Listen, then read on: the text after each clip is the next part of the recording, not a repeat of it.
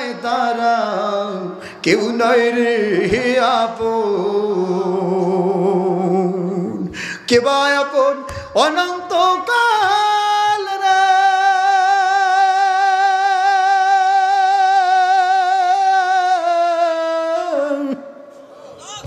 কে বা আপন অনন্তকাল, করলি কারে সাথী। একটা দল হবে আর এক দলের নেতৃত্ব যে যোগ্য সে দেবে, ঠিক কিনা? আমরা এটাই চাই।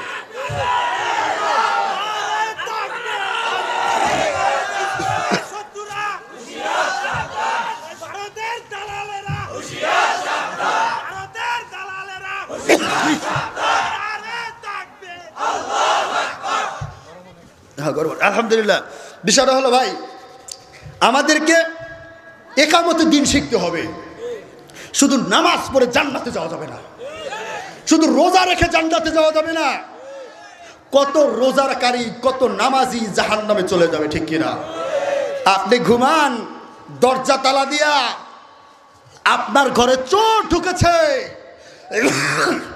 হাজিগিরি করলে চলবে না। আরে মিয়া, হাজি তো তাকে বলা হয় যার দ্বারা সুন্নতের খেলাফ কোনো কাজ চলবে না, যার দ্বারা সমাজ সংস্কার হয়, যার দ্বারা অসহায় মানুষ শান্তি পায়। অতএব তাকে আমি মানব। শুধু কাবাগরে গিয়া গিলাফ চুমু দিলে হজ করা হয় না, ঠিক কিনা বলে? আমরা তো তাকে হাজি বানাবো যে কোরআনের আইন বাস্তবায়ন করার জন্য নেতৃত্ব দিবে। সেই নেতৃত্বটা হবে ওমরের নেতৃত্ব। আর যেখানে লেনিন কালমার্কস পর্যন্ত ওমর রাদিয়াল্লাহু তাআলার নেতৃত্বকে অনুসরণ করে, ঠিক কিনা? যদি ভারতের শাসন তোমরা কায়েম রাখতে চাও, তাহলে তোমরা দুইটা লোককে খুঁজবা, এক নম্বর আবু বকর, দ্বিতীয় নম্বর ওমর। কিন্তু তারা পারে নাই, গাদ্দাফি পারে নাই, ঠিক কিনা? কোন বিশ্বাসঘাতক ওরা পারবে না, ভারত খান খান হয়ে যাবে, ঠিক কিনা? ওরা মুসলমান দেখেছে, মুসলমানের শক্তি দেখে নাই। এই দেশে ইসলামের পতাকা উড্ডীন হয়েছে, শুধু আবু সাইদ নয়, হাজার হাজার মায়ের বুক খালি হয়েছে, ঠিক কিনা? এরা যা রক্ত দিতে জানে তারা কোনোদিন তিস্পা হতে জানে না, ঠিক কিনা বলেন? অতএব আপনারা রাজি আছেন? আবার যুদ্ধের ডাক আসবে, জিহাদের ডাক আসবে, কালিমার পতাকা উড্ডীন করার জন্য এই দেশে আবার ইসলামী হুকুমত কায়েমের জন্য জীবন দিতে হবে। জীবন দিব, জান দিতে হয় জান দিব, মাল দিতে হয় মাল দিব। কারা কারা রাজি আছি ঘুম ভাঙার জন্য দাঁড়াইয়া যাই? লিল্লাহে তাকবীর।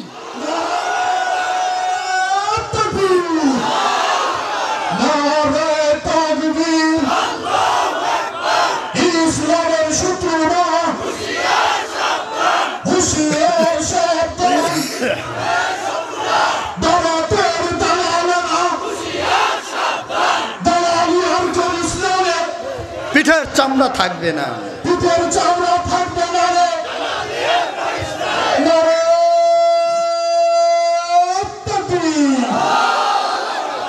বসেন। নারায়ে তাকবীর, আল্লাহু আকবার, নারায়ে তাকবীর, আল্লাহু আকবার। দিন ইসলাম, দিন ইসলাম।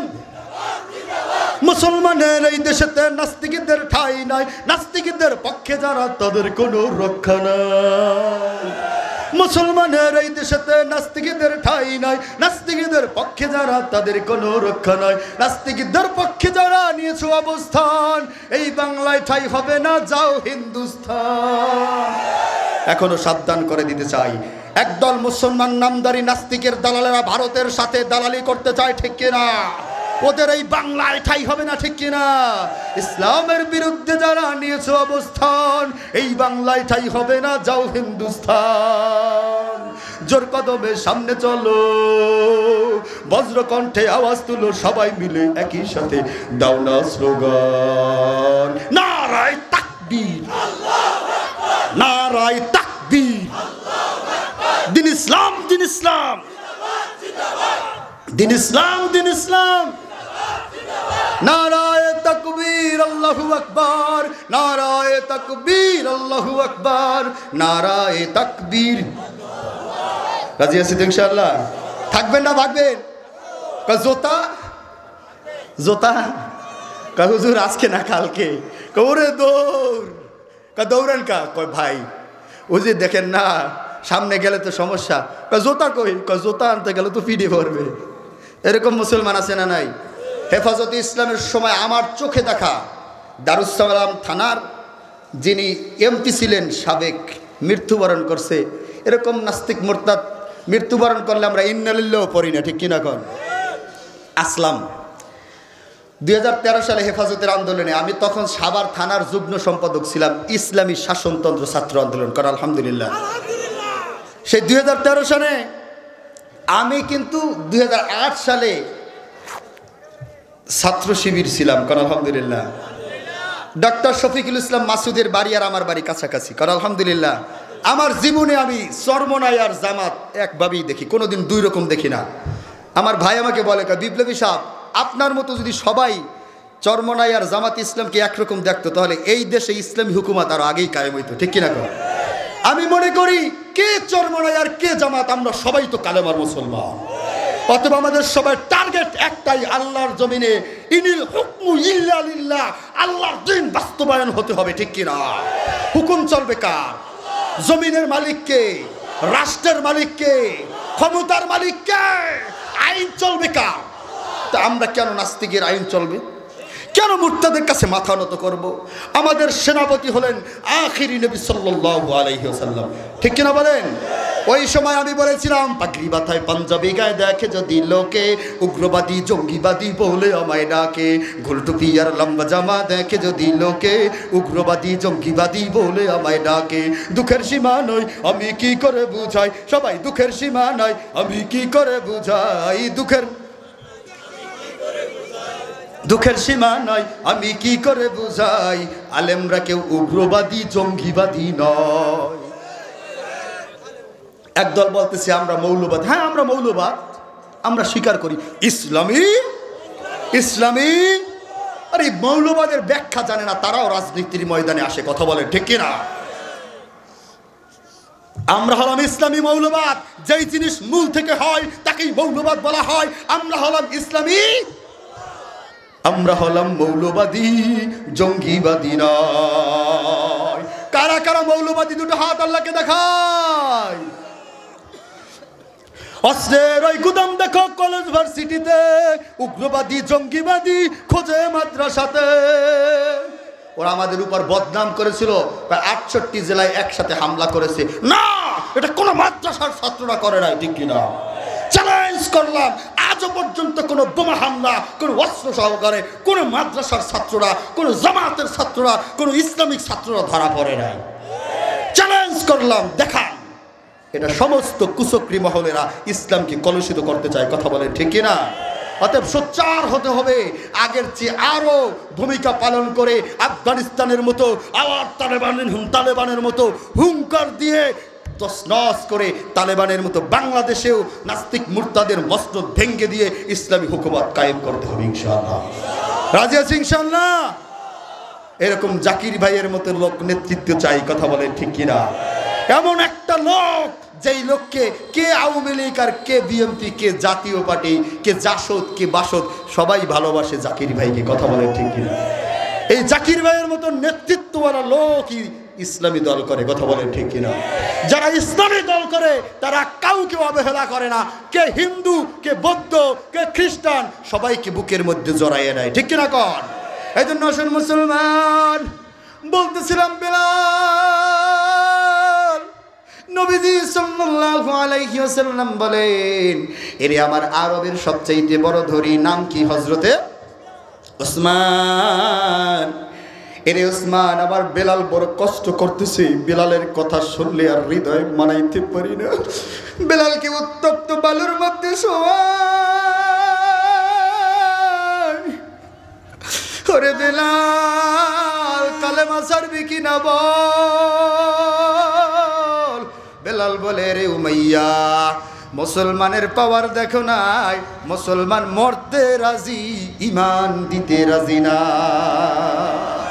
মুসলমান মৃত্যুবরণ করে হাসি মুখে মরণ বরণ করবে, ইমান দিতে পারবে না।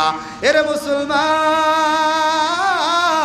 বেলালকে আজাদ করার জন্য উমাইয়া কাছ থেকে আজাদ করার জন্য ওসমান গনি গিয়া বলে, উমাইয়া বেলালকে আমরা ক্রয় করতে চাই। সেই সময় মুসলমানকে ক্রয় বিক্রয় করা হতো, গোলামের জিঞ্জিরের মধ্যে আটকা রাখা হতো। উমাইয়া যখন উমাইয়ার কাছে প্রস্তাব দেওয়ার পর উমাইয়া চিন্তা করে দেখে বেলালকে আঘাত করেছি, এত কষ্ট দিয়েছি, বেলাল যখন পর্যন্ত ঈমান ছাড়লো না, এর দিয়া কাজ হবে না। এ তো আল্লাহর রাহে জীবন কোরবানি করে দিয়েছে, সাইদ কি এত আঘাত দেয়, এত কষ্ট দেয়, কাজ হয় না, কাজ হয় না। প্রয়োজনে মৃত্যুবরণ করে হাসি মুখে। দেখছেন মারা যাওয়ার পর চেহারার মধ্যে কেমন যেন জান্নাতি হাসি বের হয়েছে, ঠিক কিনা কর? ওরা মনে করে আমরা মৃত্যুবরণ করি। আরে আব্দুল্লাহ হুযায়ফা, তুমি কেন এই কথা বললা? আব্দুল্লাহ হুযায়ফা বলে, আমি হাসি দেওয়ার কারণ তোমরা যখন আমাকে শহীদ বানাবার কথা বলছো, আমি আল্লাহর কাছে বলছি, আল্লাহ গো তুমি আমাকে সুম্মা উকদাল সুম্মা কুতিলা সুম্মা উকদাল, আমাকে 100টা জীবন দিবা আল্লাহ, আমি 100 বার আল্লাহর রাস্তায় জীবনকে শহীদ করব, তবেই আমি শহীদি মর্যাদা পাবো। আমি আফসোস করেছিলাম আল্লাহ, এই কারণে আমি আফসোস করেছি আল্লাহ, একটা মাত্র জীবন আমি কয়বার মরণ করব? আল্লাহ যদি আমাকে 100 জীবন দিত, আমি আব্দুল্লাহ হুযায়ফা আল্লাহর দ্বীনের জন্য, ইসলামের জন্য 100 বার শহীদ হয়ে যাইতাম, আর কিয়ামতের ময়দানে শহীদ হিসাবে আল্লাহর কাছে আমি প্রাধান্য পাইতাম। এর শহীদি তামান্নার জিন্দেগি গঠন করো, তবেই ধন্য, দুনিয়া কিছু না। বাবুল সাহেব আপনার এলাকার, ঠিক কিনা কন? কেন বললাম? এই যমুনা গ্রুপ আশপাশে কোনাবাড়ি সহকারে অনেক ফ্যাক্টরি আছে না নাই? নুরুল ইসলাম বাবুল সাহেব কোটি টাকার, লক্ষ কোটি কোটি টাকার মালিক, গাড়ি বাড়ির অভাব নাই, শিল্পপতি, কথা বলেন ঠিক কিনা? কিন্তু কই মারা যাওয়ার পর সবাই বলছে কপাল পোড়া, হজ করতে পারে নাই, ঠিক কিনা কন? বাবুল সাহেব হজ করতে পারে নাই, টাকা দিয়ে লাভ কি? মারা যাওয়ার পর তো কবরে নিতে পারে নাই, ঠিক কিনা? গাড়ি বাড়ির মালিক কপাল পোড়া, নামাজ পড়ো না, হজ করো না, যাকাত দাও না, কবরের মাঝে তোমার সব হয়ে দর্শন করবে, ঠিক কিনা কর? সাপের কামড় থেকে বাঁচতে হলে ওয়াদা করতে হবে, সম্পদ যা আছে সব আল্লাহর রাস্তায় কোরবানি করব। রাজি আছেন ইনশাআল্লাহ? আলোচনা তো শুরু হবে, ফজর পর্যন্ত শুনবেন ইনশাআল্লাহ। আপনারা থাকবেন কতক্ষণ? এখনো কয় সারা রাত। কতক্ষণ? আপনারা থাকেন, আমি একটু পরে চলে যাব না ইনশাআল্লাহ। আপনারা থাকবেন যতক্ষণ, আমিও থাকবো ততক্ষণ। তবে হ্যাঁ, এই মাদ্রাসা মারকাজুন নূর, এই আলোর মধ্যে আপনারা একটু আলোকিত করতে চান কি চান না? ইন্নাল্লাহা আশতারা মিনাল মুমিনিনা আনফুসাহুম আমওয়ালাহুম বিআন্না লাহুমুল জান্নাহ। তোমরা কি এমন একটা ব্যবসা করবে না যেই ব্যবসা করলে আমি আল্লাহ রাব্বুল আলামিন আমার কাছে তোমরা জান এবং মাল অর্থ করি ব্যয় করবা, আমি আল্লাহ তোমার জীবন এবং জান মালের বদৌলতে বিআন্না লাহুমুল জান্নাহ, জান্নাত দান করে দিব। বলুন আমিন। এমন একটা ব্যবসা করা দরকার আছে না নাই? বেলালের ঘটনা শেষ করেই তারপর ওদিকে যাচ্ছি। বেলালকে ক্রয় করলো, উমাইয়া বলতেছে এর দিয়ে কাজ হচ্ছে না, এ তো মালিকের পাগল। উমাইয়ার কাছ থেকে বেলালকে আজাদ করে নবী আমার বলে, বেলাল ইসলামের জন্য কত কোরবান তুমি করেছো। আবু বকর বলে, ভাই বেলাল, তোমার বুকের উপরে 40 মণ ওজনের পাথর যখন দিয়েছে, তুমি কি কষ্ট পাও নাই? বেলাল বলতেছে, ভাই আবু বকর, তুমি যখন বলছো বেলাল আল্লাহর নাম আস্তে নাও, জোরে নিলে কাফেররা তোমারে আযাব বেশি দেয়, কষ্ট বেশি দেয়, আমি তখন জোরে জোরে নেওয়ার কারণে আল্লাহর কসম আমার বুকে যদিও 40 মণ ওজনের পাথর, মনে হয়েছিল একটা পাতলা বালিশ আমার বুকের উপর শোয়া রাখছে। এটা ঈমানের পাওয়ার, ঠিক কিনা কর? এই জন্যই তো ঈমানদার শহীদ হতে চায়, কারণ শাহাদাতের মৃত্যু হলো এমন একটা মৃত্যু মনে হয় যেন ঘুমিয়ে আছে, কোনো কষ্ট নাই, জান্নাতের ফল খেতে খেতে মৃত্যুবরণ করে। সুবহানাল্লাহ। কিতাবের মধ্যে আসছে যখন শাহাদাতের তামান্না নিয়ে মানুষ যায়, গুলি খায়, আর 70টা হুর এসে তার রানের উপরে বসাইয়া, 70টা হুরি রানের উপর 70টা রেশমি পোশাক পরে মাথার উপরে হাত বুলায় আর বলে, হে জান্নাতের পাখি, শাহাদাতের মৃত্যু বরণ করেছো, আসো তোমার খাদেমা। আল্লাহ পাক আমাদেরকে নিয়োজিত করে দিয়েছে। চাই শাহাদাতের তামান্না, সারাটা জীবন শাহাদাতের তামান্না চাই, যে যাই বলুক, আল্লাহ তুমি আমার শাহাদাতের মৃত্যু দাও। এই কথা কারা কারা বলতে রাজি আছি? শাহাদাতের মৃত্যু চাই কি চাই না? আল্লাহ কবুল করুক, বলুন আমিন। শাহাদাতের মৃত্যু যারা চাই, জান এবার মাল আল্লাহর কাছে কোরবানি করতে হবে। রাজি আছি? আমি মূর্খ মানুষ, আমি মূর্খ জাহেল মানুষ। আল্লাহ আমাকে ভালোবেসে, মাদ্রাসাকে ভালোবেসে আমানুল্লাহ ভাই, আমানুদ্দিন ভাই 1000 টাকা করিয়া গেল দান। আল্লাহ কবুল করিয়া নেন, আপনি মেহেরবান, বলুন আমিন। 9-10 2জন লোক চাই, এই তো হয়ে যাবে ইনশা। একটু গজল বলবো। মন কার লাগিয়া কান্দ দিবারতি, ও তুমি ভেবে দেখো কেউ রবে না তোমার সঙ্গের সাথী।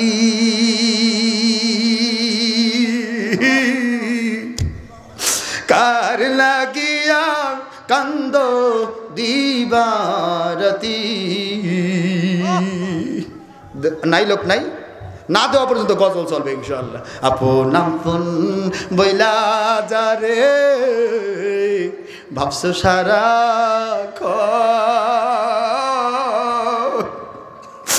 আসলে যে কেউ নয় তারা, কেউ নয় রে আপন। কে বা আপন অনন্তকাল রে,